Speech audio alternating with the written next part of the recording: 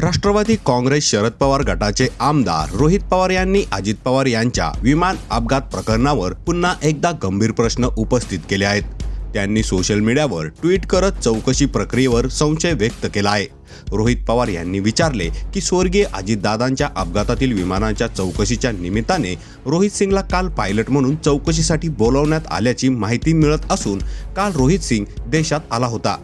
तसेच VSR कडे विमानाच्या 5000 तासांपैकी केवळ 1800 ते 2000 तासांचा रेकॉर्ड उपलब्ध असून उर्वरित 3000 तासाचे रेकॉर्डच उपलब्ध नसल्याची धक्कादायक माहिती समोर येत आहे.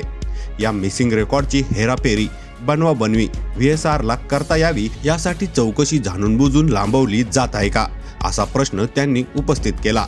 महाराष्ट्राचा लोकनेता गेला असताना अपघाताला जबाबदार कंपनीच्या मालकाला केवळ पायलट म्हणून चौकशीसाठी बोलावले जात असेल तर याचा अर्थ काय घ्यायचा?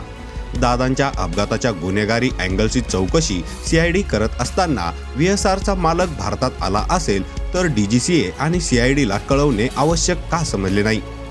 DGCA आणि VSRची मिलीभगत यंत्रणांचा एकमेकाशी असलेला विसंवाद बघता अजितदादांची यांच्या लेखी किती किंमत आहे हे कळून चुकले. केंद्र आणि राज्य सरकार थोडे गांभीर्य दाखवेल अशी अपेक्षाही त्यानं व्यक्त केली आहे. दरम्यान या प्रकरणामुळे राजकीय वर्तुळात पुन्हा एकदा चर्चांना उधाण आले आहे.